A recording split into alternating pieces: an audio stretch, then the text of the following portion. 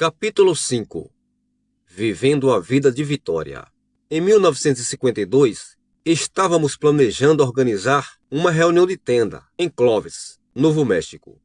Quando eu contei para minha mãe a respeito da nossa proposta viagem, ela me disse para guiar com cuidado, porque há muitos desastres o tempo todo. Ela confessou que quando eu viajava, ela ficava acordada a noite toda, orando e orando com medo que viesse uma chamada telefônica dizendo que eu havia sofrido desastre. Eu disse que se ela estivesse orando com fé, ela poderia ter ido dormir.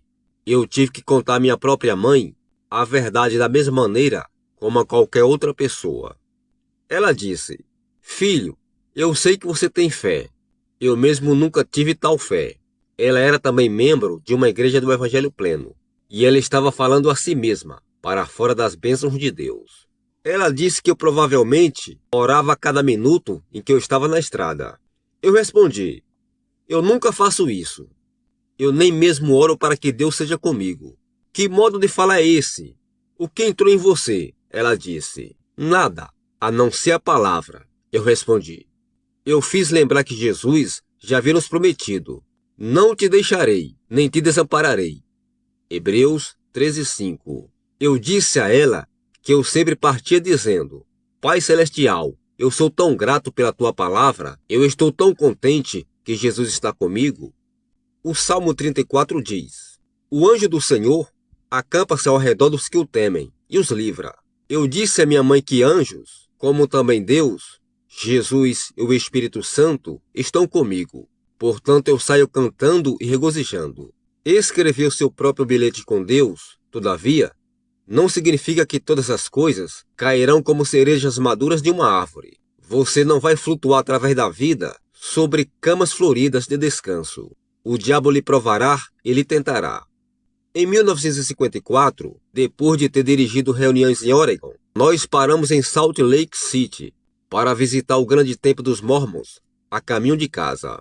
Como não éramos Mormons, não podemos entrar no templo, mas um guia nos contou a respeito do seu interior. Ele explicou como os Mormons transportaram as pedras por carros de boi e edificaram o templo para adorar pela eternidade.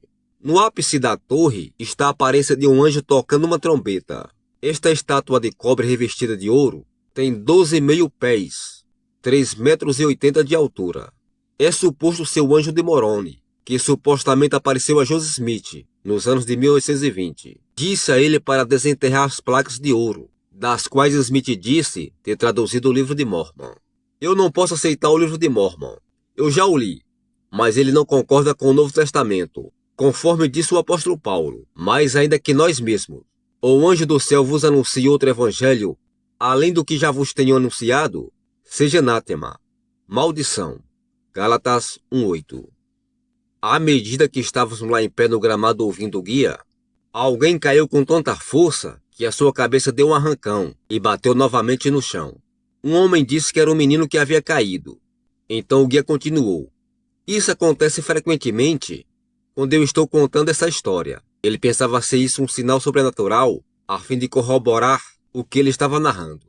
Ele disse para arrastar o menino para debaixo da árvore, que ele recuperaria os sentidos em 1 minuto. Eu não havia olhado para trás, mas a minha esposa olhou e exclamou que era o nosso filho Ken Jr., que tinha 15 anos na ocasião.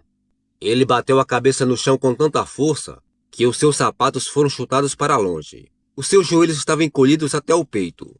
As suas mãos estavam contorcidas, e a sua boca em tais convulsões que ele chegava a morder a língua. Os seus olhos estavam fixos e vidrados.